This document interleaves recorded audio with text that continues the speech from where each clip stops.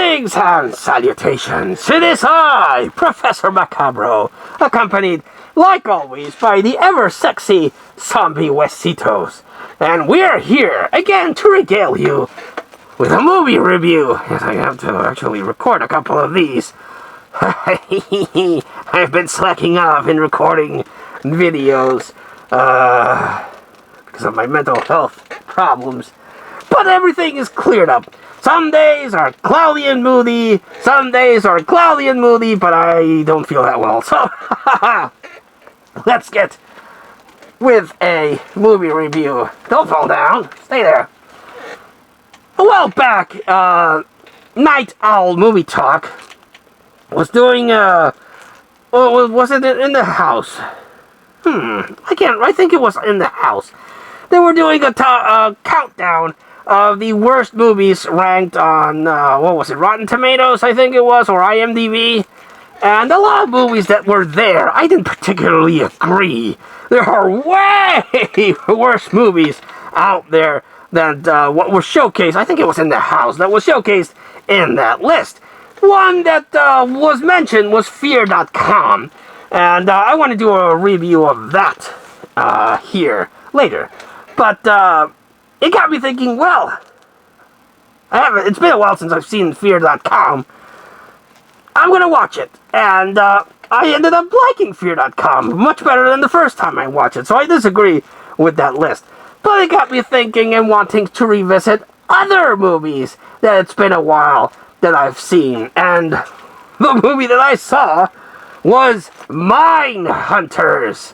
Yes, indeed, starring Christian Slater and LL Cool J and Val Kilmer for a bit there. And I saw this on the shelf. I was like, it's been a while since I've seen this one. Now, I remember it being okay, but Fear.com, I enjoyed the revisit to Fear.com, so let's revisit Mine Hunters. And I did. Popped it in, and immediately was taken back to that era after 7 released. Because after 7 was a big thing.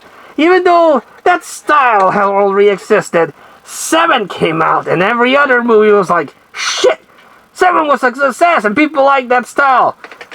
Copy it. That's the thing about Hollywood. When something becomes popular and the greedy executives see money, they start salivating like,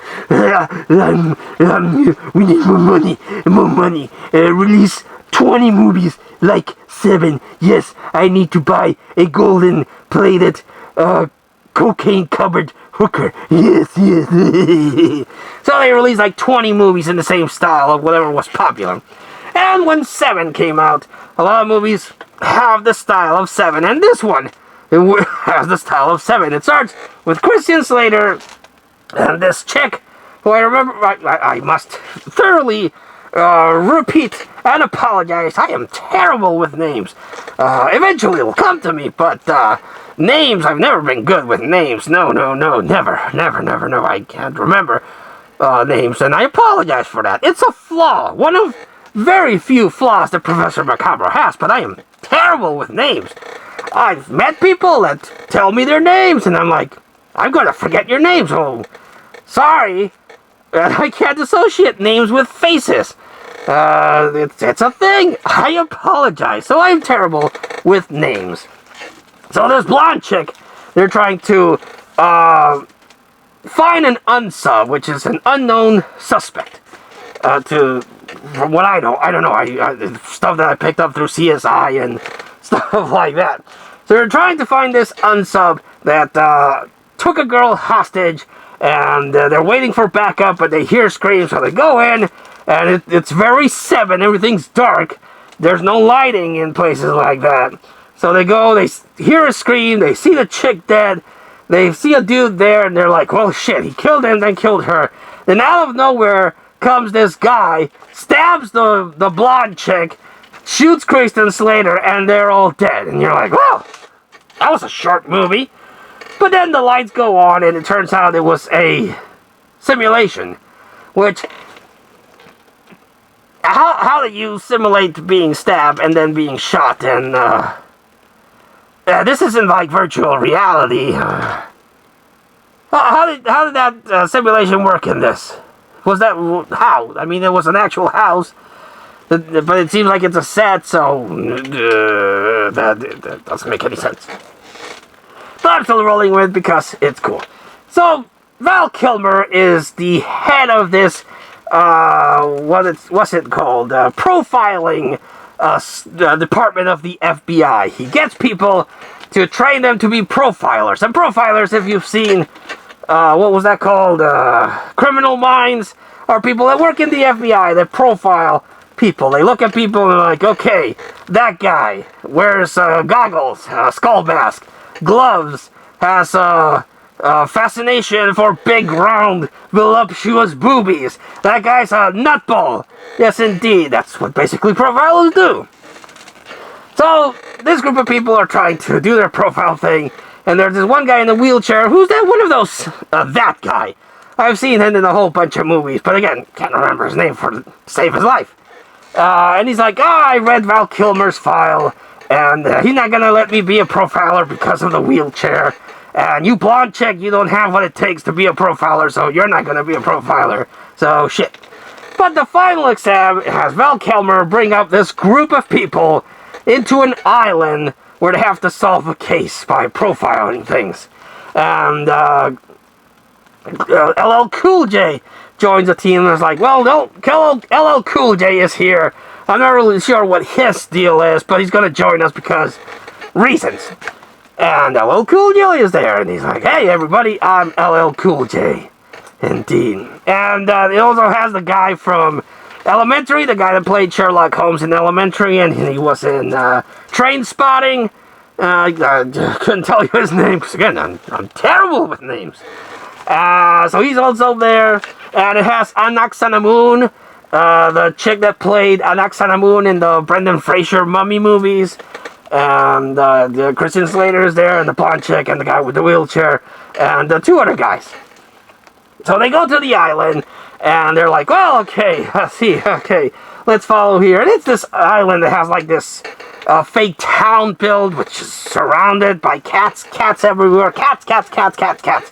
Cat lover's paradise, but these cats are feral, so I don't think I want to live in an island with feral cats. And they're starting to investigate things like, oh, look, see, there's a body there, and there's blood splatter, so let's touch this thing randomly. And Christian Slater touches a thing, and sets off a pair of dominoes, and everyone's like watching the dominoes go tick, tick, tick, tick, tick, tick, tick, tick, tick, and they're just sitting there like, look at that, look at those dominoes. Oh shit, it's like Mousetrap. I know I should be running, but I want to see what happens. And I'd be like, fuck that.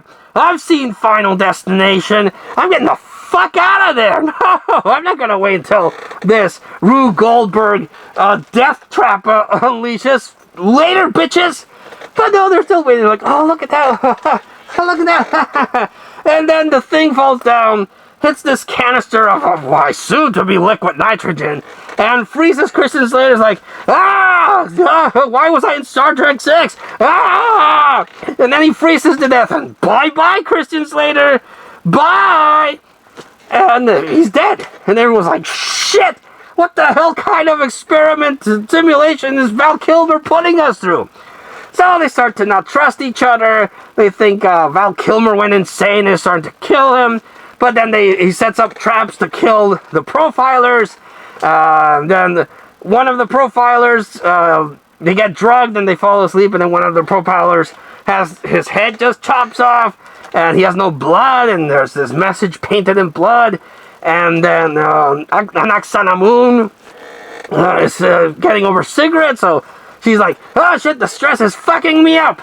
I need a cigarette. And she has a cigarette. It's laced with acid. And she's like burning inside. Pretty cool. And eventually the only three people that survive are the blonde chick, LL Cool J. And props to LL Cool J. LL Cool J, he broke the mold on the black person always dies first. There's a lot of movies with LL Cool J where he survived to the end. So props to you, LL Cool J, for being a trendsetter. So the blonde chick, LL Cool J, and the elementary train spotting guy. It's a three-way, like, who is it? Who are you? Pointing at each other like fucking Spider-Man. and I won't reveal who the killer is because, honestly, I thought it was Christian Slater. It's been a while since I've seen this one. Well, I can't remember if I saw it on TV or I rented it back in the day. But I was sure that the killer was Christian Slater. He was pissed off at Val Kilmer, and he went insane. So, there is something to watching a movie 20 plus years later and being old and senile, and you forget things, like forget names. Again, I apologize, I'm terrible with names. But you're like, oh yeah, I remember this movie. Christian Slater was the bad guy. Kind of ruins the whole plot twist, but I'll watch it again. And Christian Slater starts at the beginning of the movie, and the killer isn't Christian Slater. I'm like, what the fuck Mandela effect is going on? Did I slide my way to a different dimension where Christian Slater died in the first couple of minutes of the movie? But it made it surprising, and it piqued my interest to see who the killer was after forgetting who it is. So yes, I had a lot of fun with Mindhunters. Again, very 7-ish, much like Fear.com, but it was very surprising, and I didn't see the plot twist at the end, because I forgot what the plot twist is. So, if you don't remember Mindhunters, I'm not going to spoil it for you. But it's not Christian Slater. Again, I thought it was Christian Slater. It ain't Christian Slater. He gets liquid nitrogened to death. So, good movie. I like it. Is it as good as 7? Fuck no. It's not as good as 7. But it's not bad. It's not bad. I enjoyed it. So, I recommend that you search out for Mindhunters. I didn't see it in Tubi, and I'm not really sure if it's streaming, but if you can find a DVD copy or own it, revisit it, watch it, and let me know what you think of Mindhunters on the comments down below. Yes, indeed. So, that has been Mindhunters. Highly recommended. Thank you so much for watching. I hope you enjoy the content that's been produced by Professor Macabro. I know I'm a handful, and I can get a little bit, weird, but I thank you for your continued support, your comments, your likes, and for expressing, interest in what I put out. I thank you so much. On behalf of Zombie Wisitos and I, as long as you keep watching, we'll keep producing videos. So thank you. But until we see you all again next time, this has been Professor Macabro. That is Zombie Wisitos, and we wish you all, like always, a good evening.